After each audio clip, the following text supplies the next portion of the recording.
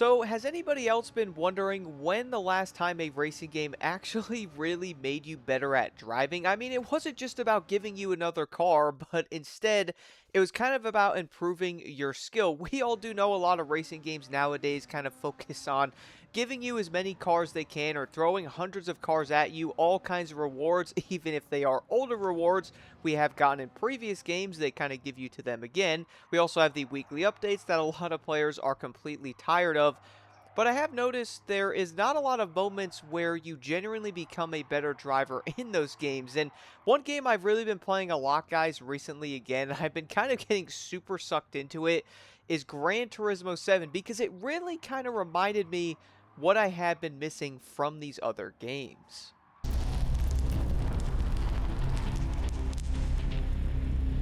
Now, this really had me thinking a lot more when I started to play Gran Turismo 7 because it's almost like the challenge makes progress feel a bit more meaningful compared to how other things do. I mean, heck, bro, you have the weekly time trials. You really are trying to chase the best times on these. You might end up finally getting bronze on it and go, dang, I finally was quick enough. And then you start practicing more and you get silver. And then after all of that time, it could be hours for me because I'm trying to learn the track and braking, which I'll talk about that in a second. And then you finally get gold, and what's kind of insane though is you're like, dope, I might end up being in gold, I'll get the $2 million from the trial. But you know what though, the cool part is it wasn't really about the reward, man. For me, it was about getting better and becoming a faster driver, okay? A lot of people would laugh that, yo, you finally gained a half a second, man. That's cool because most people outside of looking at a racing game of how Gran Turismo is, it's like, oh dude, only a half a second, or oh, that doesn't really mean anything. But the thing is, though, gaining a half a second in some of these could literally take hours of getting better at driving and also getting more improvement in little things like braking, handling, how you approach that corner. You really are actually learning a lot of things when you are doing that. And the funny part is some of that could literally translate over to other parts of your life and, you know, other racing games, which again, some of that might sound kind of dumb, but just hear me out. It really is kind of wild how a lot of those things could actually keep you in tune because you're like, if I keep practicing this, I will eventually be able to get faster around that one corner I was messing up on.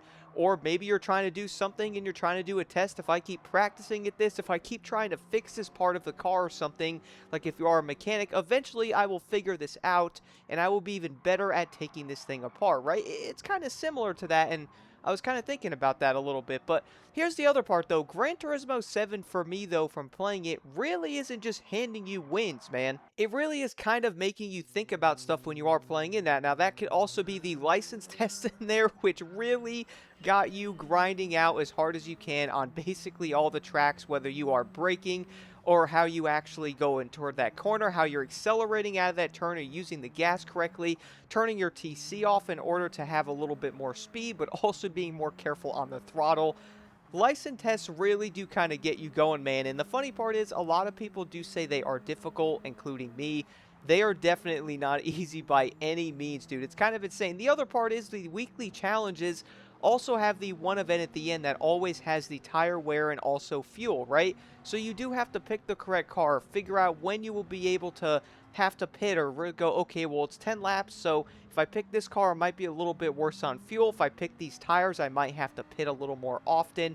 It kind of makes you think on how you would actually win. It doesn't just throw you in there and you can win everything. It kind of forces you to go, okay, well, I kind of got to hit these turns right. I can't be going off the road. I can't be messing up here. I have to learn how to use my throttle. I also have to be like, okay, well, if I use these tires, it could rain. I might have to put the other tires on.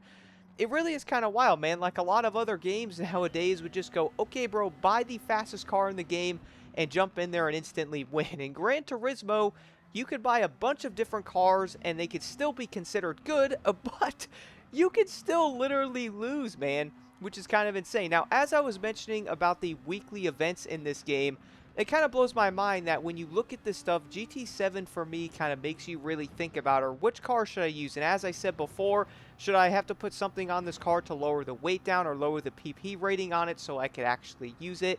If I did end up having to pit, should I pit on lap 7? Should I pit on lap 8? Should I get a little bit farther ahead? That way you could set yourself up to be in the top 3 to complete that. If I use this car, will I use more fuel? If I had to use the other tires, what if it rains? Because I've been in those situations where I have the wrong tires on, and guess what, guys? It completely makes you go, dang, well, maybe if I was picking the other tires, I might have had a better way on this, or maybe if I was thinking about how the weather would come in or things might end up changing on some of these longer tracks, that could literally end up happening. It's kind of like the little decisions that you're making in this game compared to like other ones really kind of become memorable, because in one race I picked the Lamborghini Huracan GR4 and I was like, all right, I like this car. I put the other tires on it so I could go a little bit farther, and I was able to pit on the 7th lap. And then funny part is I was behind a bit, and then the other racers pitted after me, and I was like, okay, this is pretty dope. I won't have to worry about fuel now. I got tire wear. I'm good. I could pretty much jump in there and just finish the race. Like, it's not going to be the most super realistic thing ever, but it's also the kind of thing that makes you think when you're going into these events or doing any of them. And that's something I love, man. It's engaging. When I'm doing some of these weekly online time trials, I'm in there like, all right, well, I messed up on that turn. I braked a little bit too late on this one. Funny part is I have done that way too many times. I could go super quick around the track, guys. And this is something else I wanted to mention, because I was legit laughing to myself on this. On one of the time trials, I still have to improve on it, as I know I could do better. Funny part is I wasn't doing all that great. I was behind my Ghost in one of the events, and the final corner I was a little bit faster and I beat my Ghost, and I went, wait, so you can literally mess up everywhere but do good on one corner, and you could just see the consistency that you'd have to practice on to be really the best time that you can actually get on there, be the best driver you can be, which I think is so dang fun to chase, man. I've been having a really good time with that, really trying to get faster. And you're shaving off 1/100ths of a second. You know you're improving somewhere, and you also know there's other areas you can improve on. And the crazy part is other tracks, other cars will pretty much start that cycle again. That's really going to make you go, okay, well, this car's a little bit different with how it brakes. It corners a little bit different. That means I have to brake earlier. And I just love how the game really makes you think about all of this stuff. I don't know what it is, guys. I've been almost in a way not really playing Motorfest or Forza that much. And I will admit something about Motorfest, by the way, because this is something I noticed about it. It does have the summit, which we all do know about. The cool thing about the summit for me, though, compared to the festival playlist, is at least it kind of makes you think about some things, you know, tuning cars, really trying to improve your scores. It's actually a pretty interesting challenge that, to be honest, they could easily build on this a lot more and make it way more fun. The rewards and stuff like that could be way more cool in the summits, whether that's like a really cool badge or different things. If you getting in platinum and all that, they could definitely add more things into it. I kind of feel like it's a bare bone design, nothing like how Gran Turismo makes you feel when you start getting faster, becoming a better driver. As Motorfest really focuses on mainly the leaderboard and not all the other stuff really goes crazy, I kind of wish the other game, or the main part of the game, actually really had more of this in there to where it really made you think about stuff. As if I'm doing random races in Gran Turismo, it kind of still makes me think about what I'm doing, car setups and all that. In Motorfest, you jump in the car. In Forza, you jump in any car, you put a little build on it, you race, and that's kind of it, man. There really isn't that much thought behind it. And I kind of think players would have a lot more fun if it would truly challenge you in different ways. One other thing is, though, maybe the developers nowadays in these games are just not really trying to challenge as much. I mean, maybe they're trying to make the games more accessible, so that way a lot more players would want to play the game, and that wouldn't push people away or make players want to quit or something. So maybe they make overall kind of everything in the game a little bit easier. That way, in ways, it kind of invites more players in. It doesn't make players want to quit because it might end up becoming difficult. And I'm going to say that I think GT7 would end up probably pushing people away, man. It would, especially like the license tests and the different time trials and the different events, even the weekly ones, it could definitely push people away. The longer events where tire wear and fuel and all that stuff really does matter. Players might not want to deal with the overall challenge that might come with that of you messing up on a higher lap in one of those races, as you made a mistake on the tires you chose or the vehicle you use. You realize it's not the best one. In the license test, when you have to get around that whole track at a certain point, you will also know when you get around that and you do those, you will become a better racer. The issue is sometimes that could take hours to get those lines correct and do that. And we all know the saying, a game that is made for everyone is probably a game for no one in a way. So I kind of wonder about this a little bit. And we all do know the entire instant gratification People really do love being handed cars and different things, and unlocking cars super easy, and doing something and getting a car, getting a wheel spin with 3 cars, or completing something in Motorfest and getting 2 or 3 free cars handed to you, or being able to get a couple of cars like that. It's kind of like the progression standpoint might be a good way to say this maybe. It's kind of like, okay, I'm becoming better, and I felt like this in GT7. I'm becoming better. That is something I kind of thought about. Like, you're becoming a better racer, not, oh, look, I got another Lamborghini, or, oh, I collected another Ferrari. That's cool, but you're probably barely going to use that car, and most people are like, okay, I don't really care about this that much. It's more of, I'd rather become a better driver and all that. And the funny part is you could see this in Forza and Motorfest very slightly, of people wanting to be a better driver in those games. But it's just not all there because they're not really focusing on that, as the live service design in those games kind of keeps everyone playing in a way and not necessarily trying to improve. And it's like a never-ending loop that we're seeing in these live service games. I think a lot of people probably notice it, especially in a lot of new racing games, specifically Forza and Motorfest, I would say, and other ones that are trying to do it. But I would say that Gran Turismo, at least, keeps you improving in ways even when you're not doing that, or still makes you think in those, which I think is awesome. Now, I gotta say, though, a good way I was kind of thinking about this is, let's just say this, which one would you remember more? Unlocking your 400 supercar or 430th vehicle you'll probably look at for about 2 minutes and never even care about again. Or you finally did end up getting gold on that license test on Gran Turismo after you really mastered those corners. I guarantee you most people are probably going to end up noticing or realizing that, yeah, no, I really went super hyped on getting gold after 40 attempts, or finally even getting silver, and improving your time from bronze is still a huge accomplishment in this.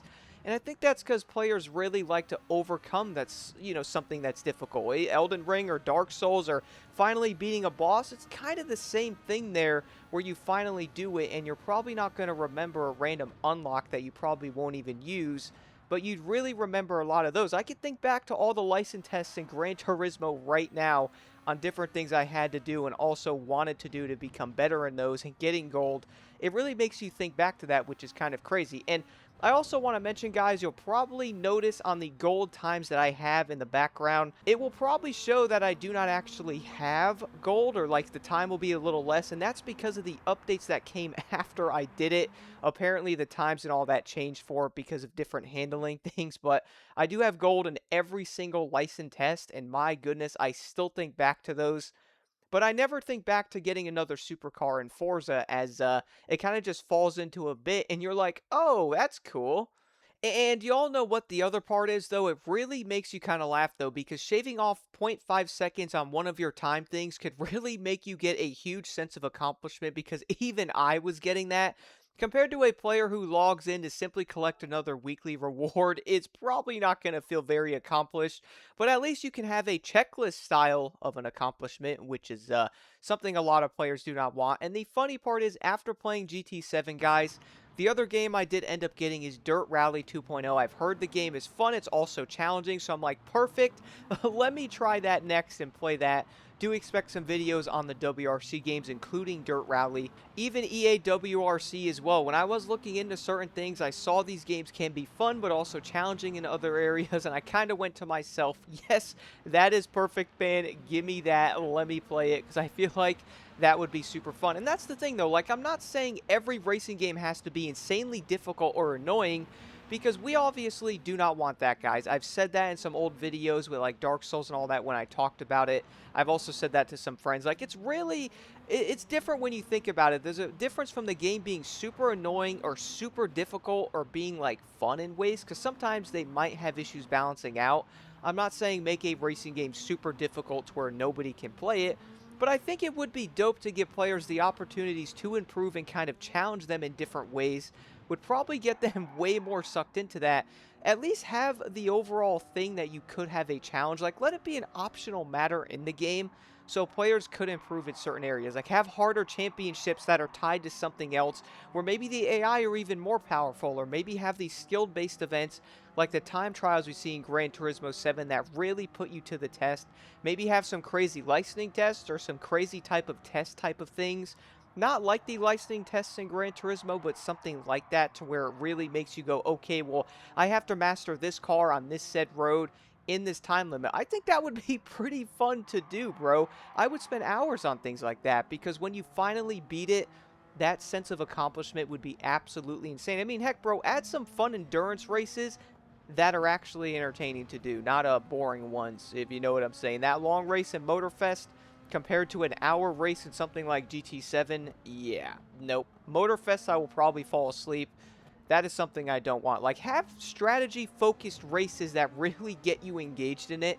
I think that would be so dang fun, man. And that way, casual players could also have fun in it. But on top of that, though, you can also have the players that really want to challenge themselves. They have the option to do it if they really want to mess around and focus on those times or try to really become better and improve their overall driving or different things that they want to do. And then the cool part is the casual players on that side could jump in and also do that if they really do want to in time. It kind of gives you a reason both sides there for both of the players to enjoy it or even want to improve, or if the option's there, it really gives everybody the chance to do it. I think that would be so dope because it will make players continue to show up in these games, and that's something I've been doing so much in Gran Turismo 7, guys. But you know what? Let me know your thoughts on this in the comments below. I'm super curious.